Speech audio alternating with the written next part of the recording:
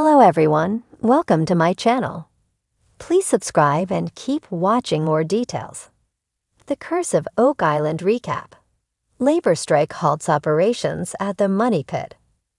On the Curse of Oak Island, this week the treasure hunting team led by Rick and Marty Lagina are dealt a bitter blow when work at the Money Pit site comes to a sudden stop due to a labor strike.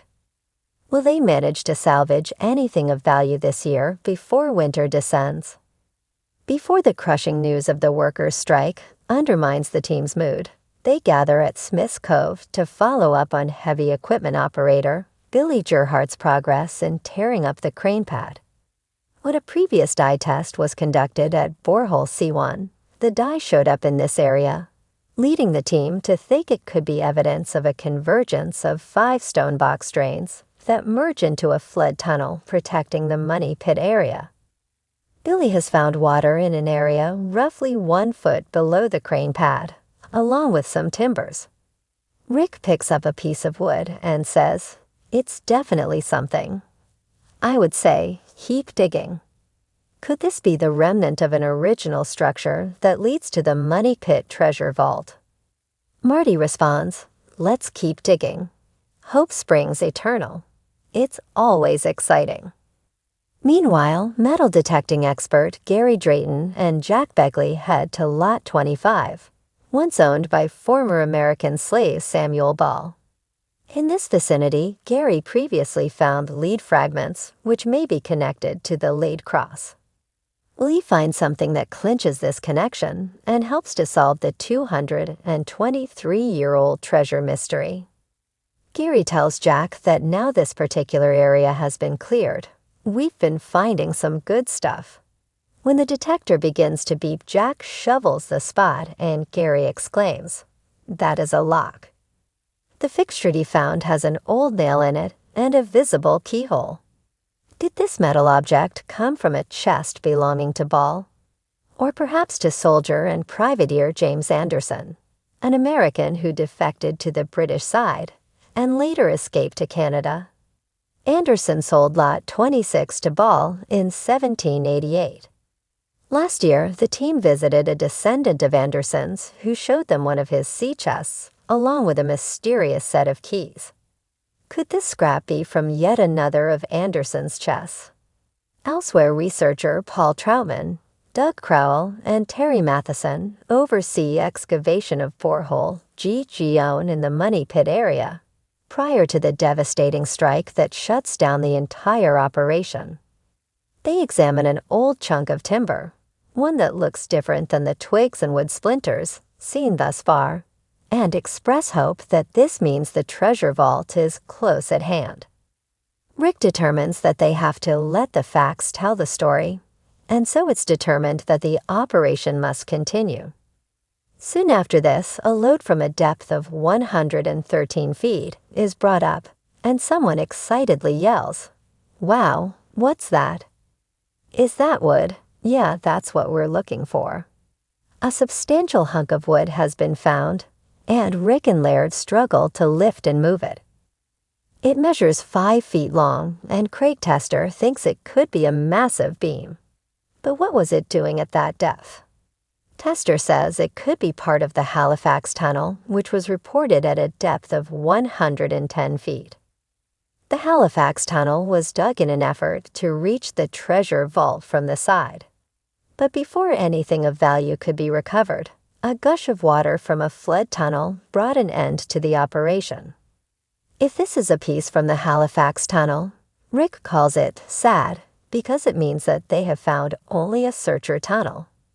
But he notes that tomorrow's another day.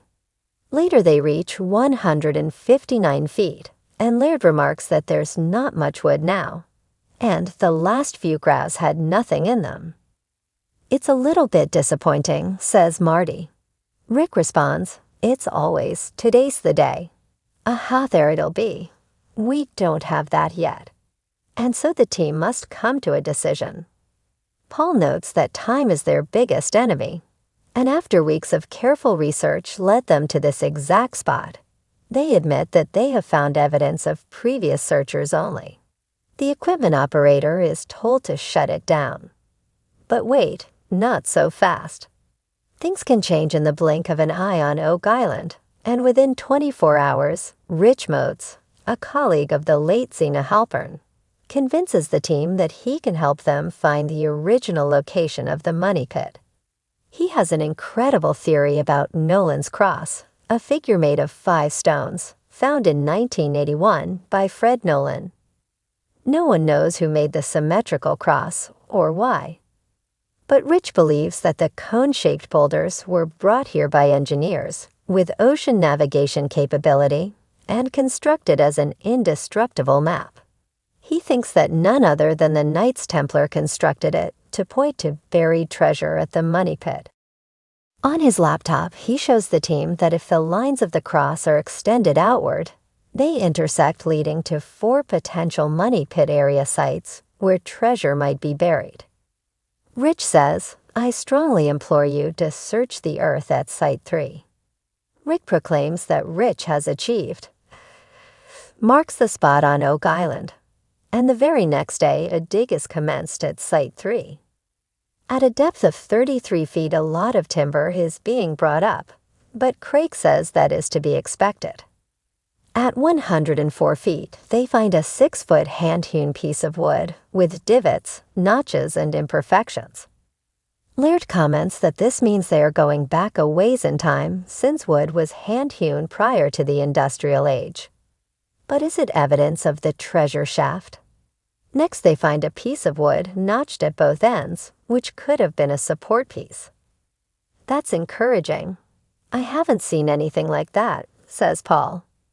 This discovery leads to a meticulous examination of the spoils of the wash table, where Jack Begley and Alex Lagina subsequently find pieces of pottery, but also purple wood. Last year, purple wood was found near Borehole H8, and it was later discovered that the purple stain may have been created with an ancient dye commonly used in the production of important manuscripts during the Middle Ages. So could this latest find mean that the money pit has finally been found? Hoping to find an answer to this question, the team returned to the site the next day but find it ominously quiet. The hammer grab is silent, and Craig says the situation does not look good. Marty agrees. "Nobody's working. We're in trouble. The men are gone. There's something going on." When he tells the only worker in sight that they want answers, the incredulous team are told that the union crane operators are on strike due to wage issues, and it's hoped things can be resolved within 21 days.